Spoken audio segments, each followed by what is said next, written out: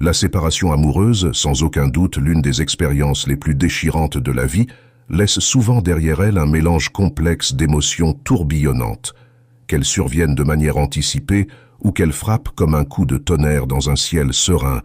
La fin d'une relation amoureuse peut engendrer un sentiment d'incertitude et de douleur profonde.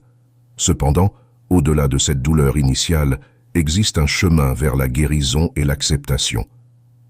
Dans cette quête pour surmonter une rupture, 3 étapes cruciales se dessinent, offrant non seulement la possibilité de guérison personnelle, mais aussi celle de faire réaliser à l'autre ce qu'il a perdu. Il ne s'agit pas de reconquérir cette personne, mais plutôt de te permettre de la dépasser.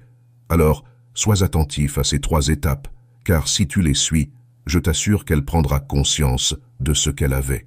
Allons-y. Le premier pas stoïque consiste à toucher là où ça fait le plus mal.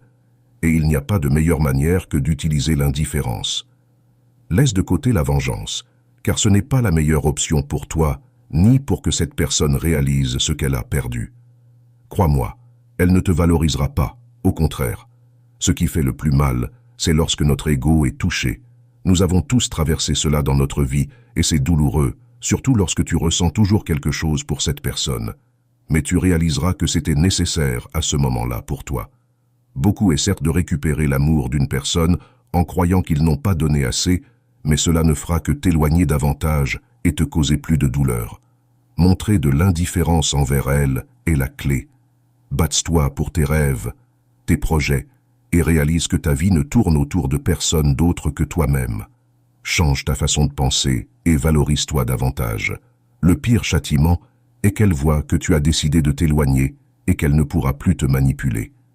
L'indifférence envers une personne est en effet ce qu'il y a de plus efficace, et cela l'est encore plus pour une personne narcissique.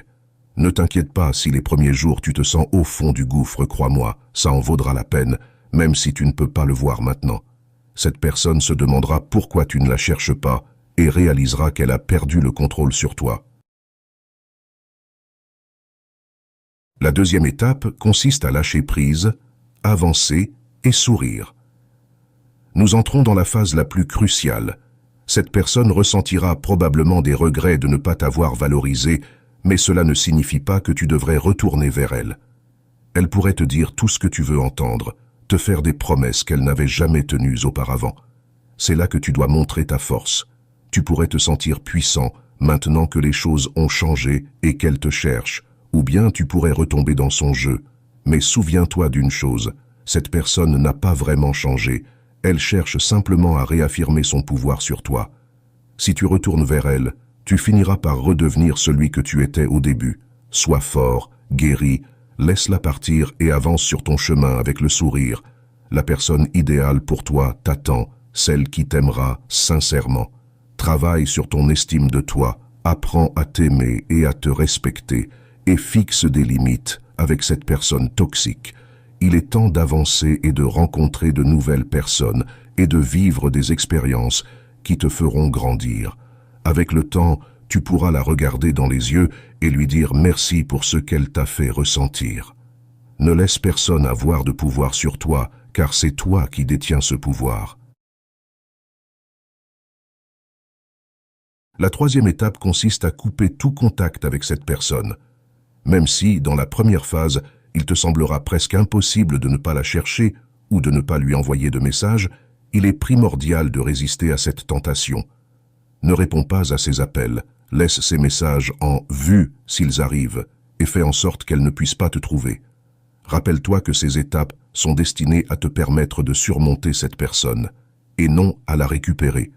Sois déterminé à les mettre en pratique, et je t'assure que tu trouveras la force de continuer ta vie.